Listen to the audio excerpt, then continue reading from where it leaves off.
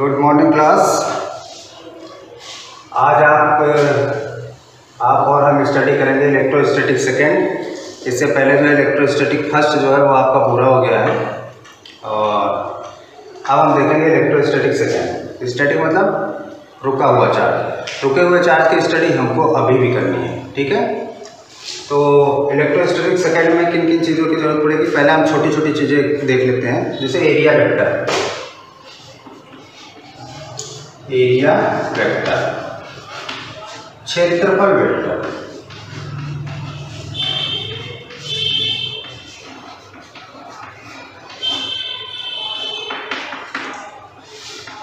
आपसे पूछा जाएगा लंबाई किस प्रकार की राशि है, आप कहोगे अदिश राशि है।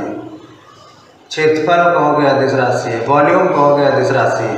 बट क्षेत्रफल जो होता है वो आपका सदिश राशि होती है, ठीक, यानी वेक्टर क्वांटिटीज होती है। और वेक्टर क्वांटिटीज को स्टडी करने के लिए हम लोग थोड़ा सा एक छोटा सा एग्जांपल लेते हैं। जैसे ये क्या है, ये एरिया है, ये breadth length, length into breadth क्या हो गया, इसका एरिया हो जाएगा, यानी ये वाला आपका क्या हो जाएगा, एरिया हो जाएगा। एरिया वेक्टर का मतलब क्या हुआ, एरिया के ऊपर ड्रॉ किया गया परपेंडिकुलर। अब इस पे परपेंडिकुलर ड्रॉ करोगे तो इधर या तो ये बाहर की तरफ होगा और या तो दूसरी साइड में पीछे की तरफ होगा। तो चाहे इस साइड ड्रॉ करोगे वो भी क्या कहलाएगा, एरिया वेक्टर कहलाएगा, या पीछे साइड ड्रॉ करोगे वो भी क्या कहलाएगा, एरिया वेक्टर कहलाएगा। तो एरिया वेक्टर मीन्स क्या होता है, perpendicular drawn to the front of area, ठीक है। जैसे सपोज करो एक आपने ये ले लिया डी, तो इस पर जो एरिया वेक्टर होगा इस पर ड्रॉ किया गया परपेंडिकुलर होगा डी ए वेक्टर, ठीक। अगर आपका एरिया से अच्छा है, ये आपका एरिया है डी, तो इस पर जो परपेंडिकुलर ड्रॉ करोगे वो कैसा होगा, ऐसा होगा। ये आपका क्या कहलाएगा, एरिया वेक्टर, यानी किसी भी एरिया के ऊपर परपेंडिकुलर जो ड्रॉ करते हैं वो आपका एरिया वेक्टर होता है। और विशेष करके आपको ध्यान ये रखना है, एरिया वेक्टर यहाँ पे जो भी एंगल मेजर किया जाएगा, जब भी एंगल की बात आएगी कुछ भी आएगी तो किससे मेजर किया जाएगा, एरिया वेक्टर से एंगल लिया जाता है, ना कि एरिया से लिया जाता है। तो हम लोग इसलिए एरिया वेक्टर सीखते हैं पहली चीज। और दूसरा होता है सॉलिड एंगल। दूसरा हम लोग क्या सीखेंगे, सॉलिड एंगल।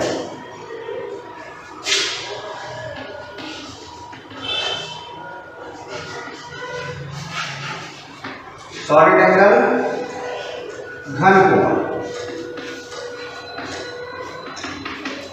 जैसे अभी आपसे कहा जाए कि आप जो है एंगल हमको बना दिखाओ, क्या करोगे, एक लाइन इधर से मारा एक इधर से मारा, कैसे लो एंगल बन गया, ठीक। इसको आप बना सकते हो, लेकिन आपसे कहा जाए लेके आओ दिखाओ, तो नहीं दिखा सकते हो। क्यों नहीं दिखा सकते हो, क्योंकि ये वन डायमेंशन होता है, ये केवल पेपर पे, बोर्ड पे, कॉपी पे ड्रॉ किया जा सकता है, ठीक है। सॉलिड एंगल का मतलब क्या होगा, 3D एंगल। 3D एंगल मतलब उसको आप महसूस करा सको, उसको आप दिखा सको, वो जो एंगल होगा वो आपका क्या कहलाएगा, सॉलिड एंगल कहलाएगा। जैसे सपोज कीजिए लैया चना खाने जाते हो, लैया चना वाला क्या करता है, मोड़ मार के कागज को एक कोन तैयार करता है, अंदर उस कोन में जो एंगल बनता है वो क्या होता है, सॉलिड एंगल, वो दिखाई पड़ता है आपको, ठीक। तो किसी भी एरिया द्वारा या एरिया फैक्टर द्वारा जो एंगल उसके सेंटर पे बनता है वो क्या कहलाएगा, सॉलिड एंगल। किसी भी एरिया या एरिया फैक्टर द्वारा सेंटर पर बना हुआ एंगल सॉलिड एंगल कहलाता है। सपोज करो ये एक छोटा सा एरिया है, एरिया वेक्टर डी है, और ये कहाँ से काटा गया, इस जगह से काटा गया, ये इसका सेंटर है। एरिया के सेंटर से डिस्टेंस क्या है, आर। तो यहाँ पे जो एंगल बना है ये क्या कहलाएगा, सॉलिड एंगल।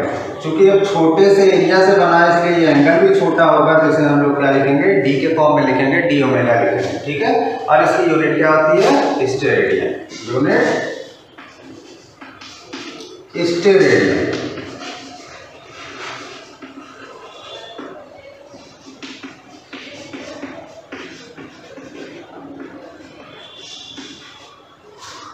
ठीक है, यूनिट इसकी स्टेरेडियन हो गई। डी एरिया से डी ओमेगा काटा गया। अब देखो एक चीज आप ध्यान से देखो, अगर ये एरिया बड़ा होता जाए तो सेंटर पे आके बड़ा एंगल बनेगा, ठीक। सपोज करो ये एरिया इतना बड़ा होने लगे, सेंटर यही है।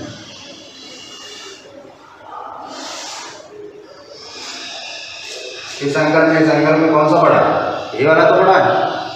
ये क्यों बड़ा है? क्योंकि हमने ऊपर एरिया बड़ा लिया। यानी जो सॉलिड एंगल बनता है वो एरिया के प्रोपोर्शनल होता है। दूसरी चीज क्या होती है? लेंथ के इनवर्सली प्रोपोर्शनल होता है, लेंथ के स्क्वायर के इनवर्सली प्रोपोर्शनल होता है।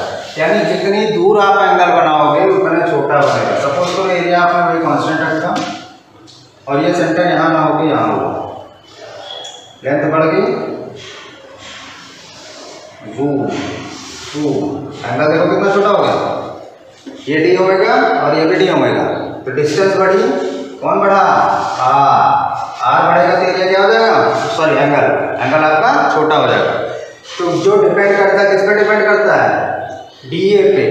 डीए बड़ा, एरिया बड़ा तो डी ओमेगा बड़ा, आर बड़ा तो डी ओमेगा छोटा।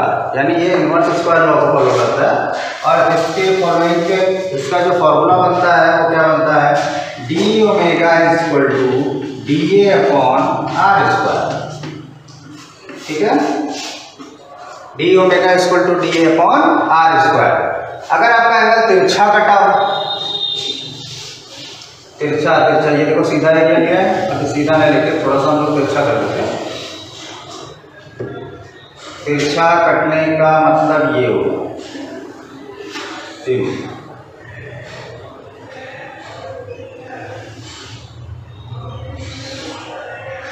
T omega.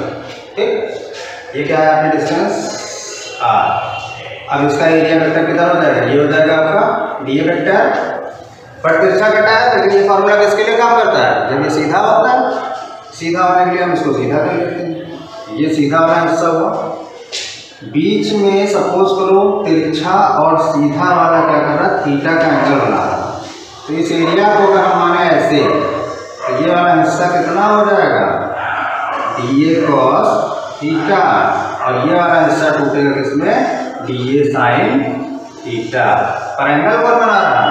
D A cos theta. ठीक है, तो यहाँ पे डी ओमेगा की वैल्यू कितनी हो जाएगी? D A cos theta upon R square. यानी अगर आपका एंगल तिरछा कटा होगा, एरिया जो है वो तिरछा कटा होगा, तब आपका डी ओमेगा का फॉर्मूला क्या हो जाएगा? D A cos theta upon R square हो जाएगा। ठीक है, क्लियर हो गया? अभी हम लोग देखते हैं स्फीयर के सेंटर में कितना सॉलिड एंगल है। किसी भी शेप के 3D शेप के सेंटर पे कितना सॉलिड एंगल बनेगा? एक आपने क्या ले लिया? स्फीयर। ये इसका क्या है? सेंटर। यहां से आपने एक एरिया ले लिया, जूम किए, इसको मिलाया, इसको मिलाया, ये डिस्टेंस कितनी है? आर। यहाँ कितना एंगल बना? D omega. Now D omega equal to क्या हो जाएगा? D upon R square. हमें चाहिए किसकी वजह से? पूरे स्क्वायर की वजह से चाहिए। ठीक, अब पूरे स्क्वायर की वजह से जब भी निकालना होगा क्या करेंगे? इंटीग्रेट कर देंगे। Omega equal to integration of D upon R square. R square तो बाहर हो गया, integration of D omega, sorry integration of D. Integration of D का मतलब क्या होगा? पूरे स्क्वायर का एरिया, और स्क्वायर का एरिया क्या होता है? 4 pi R square. Omega equal to आपका हो गया 1 upon R square into 4 pi R square. R square मर गया, ओमेगा इक्वल टू कितना हो गया? 4 पाई। तो किसी भी शेप के 3D शेप के सेंटर पे कितना एंगल बनेगा? 4 पाई का एंगल बनेगा। क्लियर हो गया बच्चों? कोई भी होगा उसके ऊपर बनेगा 4 पाई। चलो अच्छी बात है, अच्छा समझ में आ गया। इसको नहीं समझ में आएगा कमेंट करते रहिएगा, पूछते रहिएगा, आपको दोबारा से समझा दिया जाएगा। अब हम लोग देखते हैं इलेक्ट्रिक फ्लक्स। कौन सा? Electric flux.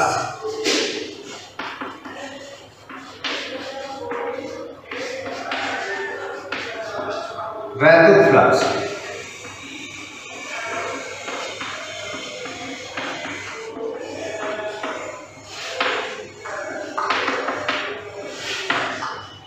इलेक्ट्रिक फ्लक्स क्या होता है?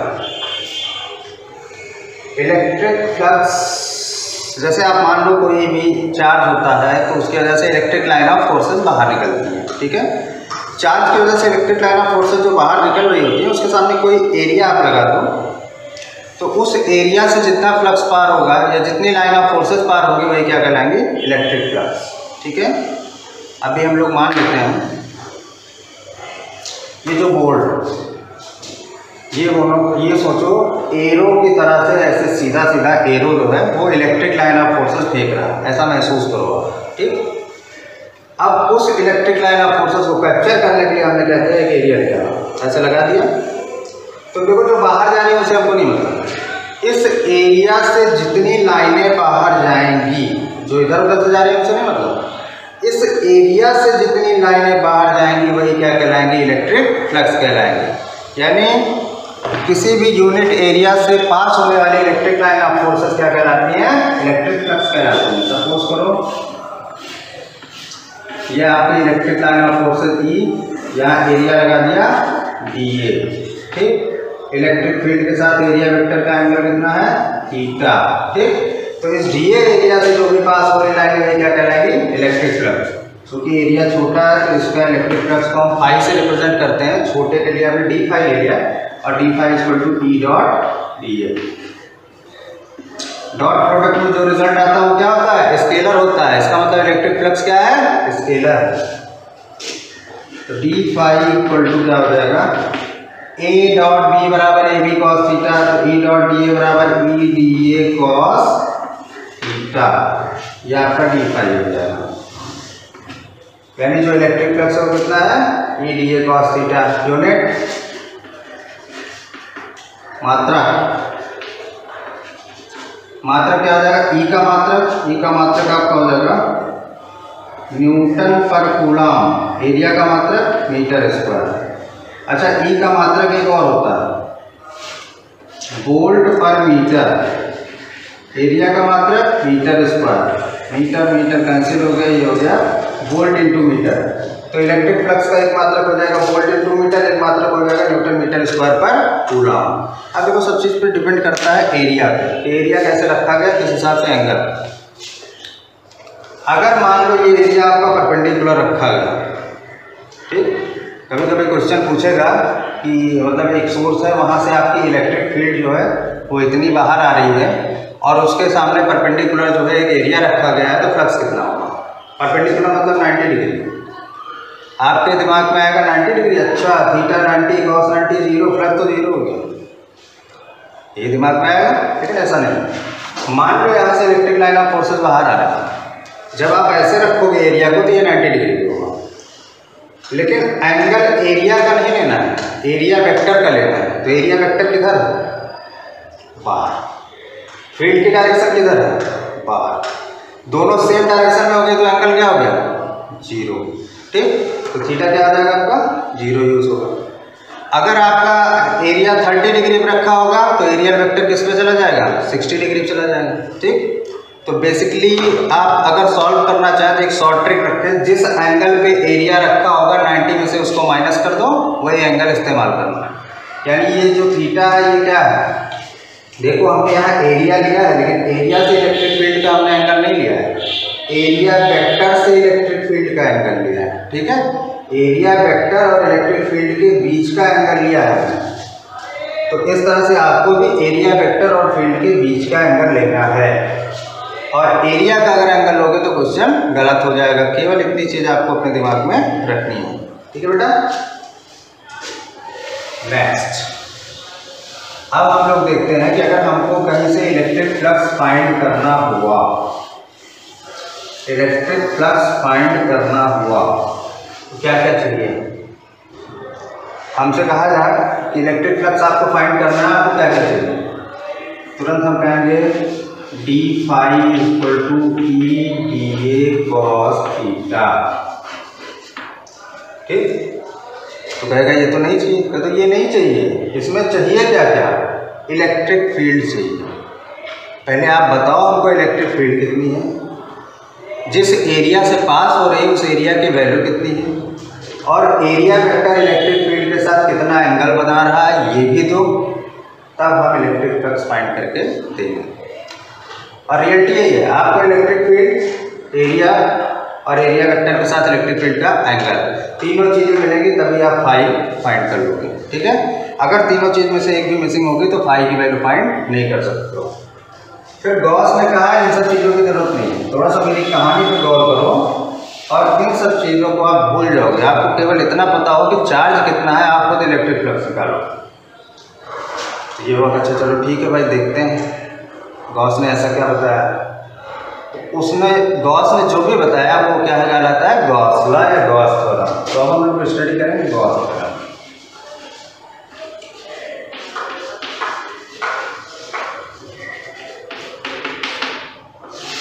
गॉस की प्रमेय,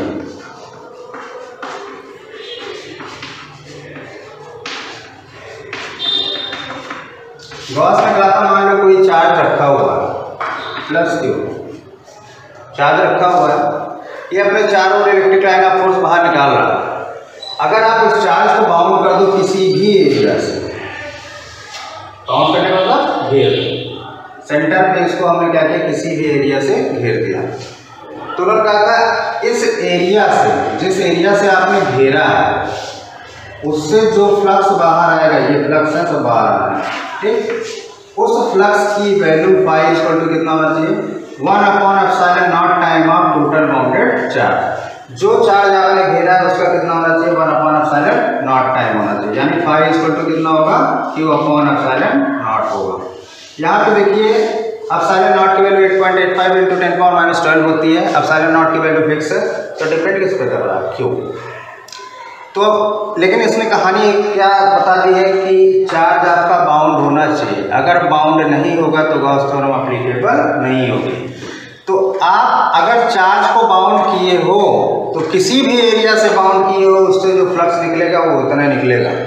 तो गॉस ने कहा था हमें इलेक्ट्रिक फील्ड ना बताओ, हमें एरिया ना बताओ, हमें एंगल ना बताओ, लेकिन जिससे भी एरिया से आप निकाल रहे हो उससे क्या करो, हमारे चार्ज को बाउंड कर दो और चार्ज की वैल्यू बता दो। तो देखो कितना आसान हो गया निकालना। ठीक, अब ये बाउंडेड था, अगर हमको निकालना होता तो सबसे पहले पूछते बाय फॉर्मूला कि क्यू की वजह से इलेक्ट्रिक फील्ड कितनी बन रही है। ये जो आपने स्क्वायर लिया है इसका या तो एरिया बता दो या रेडियस बता दो, तो हम निकाल लेंगे एरिया। ठीक, तो इन सब चीज़ों की जानकारी जब तक नहीं होती तब तक हम लोग क्या करते हैं, इनसे हम रिजल्ट प्राप्त नहीं कर सकते थे। लेकिन गॉस थ्योरम की वजह से हमें क्या पता होना चाहिए, केवल क्यू पता होना चाहिए, q/ε0 से हम फाई की वैल्यू प्राप्त कर लेंगे। तो किसी बंद पृष्ठ से गुजरने वाला फ्लक्स, किसी बंद पृष्ठ से गुजरने वाला फ्लक्स उस पृष्ठ से परिबद्ध उस सरफेस से बाउंडेड टोटल चार्ज का 1/ε0 टाइम होता है। This is Gauss theorem. अच्छा, गॉस ने बताया क्या, फाई इक्वल टू q/ε0। अब हम लोग देखते हैं कि ये फाई इक्वल टू q/ε0 इसने जो बताया वो सही बताया कि नहीं बताया। तो हम लोग क्या करते हैं, एक चार्ज लिया प्लस q, इसको हमने एक ऊबड़ खाबड़ शेप से बाउंड कर दिया। ऊबड़ खाबड़ से, अगर हम स्क्वायर लेते तो हमें स्क्वायर के बारे में पता होता है कि एरिया क्या होता है। ठीक, तो हम एक इरेगुलर शेप ले लेते हैं। ठीक, इससे बाउंड कर दिया। यहाँ पे हमने ले लिया एक एरिया वेक्टर dA और यहाँ से इसने बना लिया सॉलिड एंगल dω और ये आपके इलेक्ट्रिक फील्ड की डायरेक्शन है dA और इलेक्ट्रिक फील्ड के बीच एंगल है थीटा और डिस्टेंस है r। तो अगर इस पूरे एरिया से बाउंडेड, इस पूरे एरिया से निकलने वाला फ्लक्स हमें फाइंड करना है तो हम dA एरिया से निकलने वाला फ्लक्स निकाल लें और इंटीग्रेट कर दें तो हमें आराम से मिल जाएगा। ठीक है, तो सबसे पहले हम लोग क्या करेंगे, electric flux passing through dA area.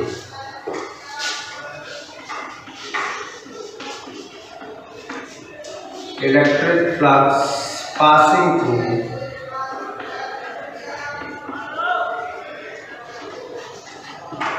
dA, dA क्षेत्रफल से गुजरने वाला फ्लक्स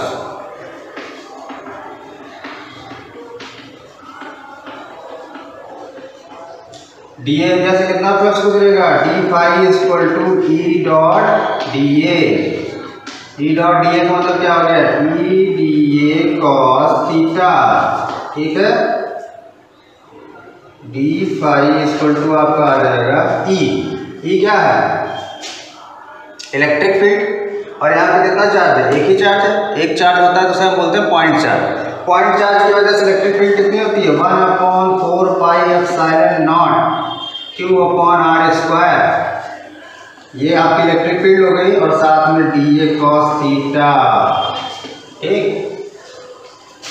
इसके साथ में डी ए कॉस थीटा लगा हुआ है, डी ए कॉस थीटा आपने इसके साथ में लगा लिया। This is your 4 wheeler and D A cos theta is stepney.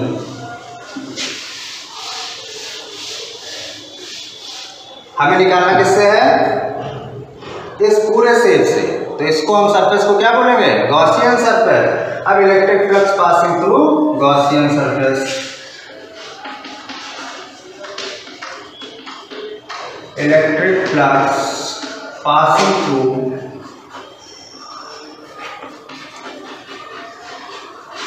Gaussian surface.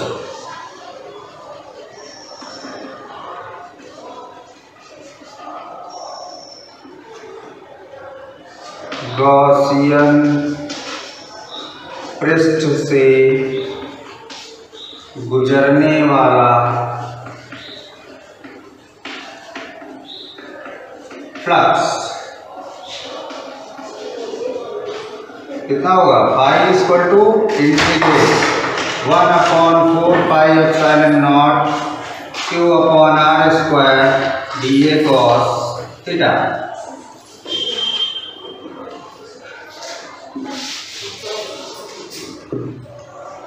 Integrate करिए, phi is equal to 1/4 epsilon not Q D A cos theta upon R square. Integrate, अब D A cos theta upon R square की value क्या हो गया आपकी, D A cos theta upon R square की value क्या होती है, डी ओमेगा, ठीक है। एरिया तिरछा कटा होता है जिसकी वैल्यू कितनी होगी, डी ओमेगा। तो फाई इक्वल टू हो गया 1/4 epsilon not Q integration of D omega.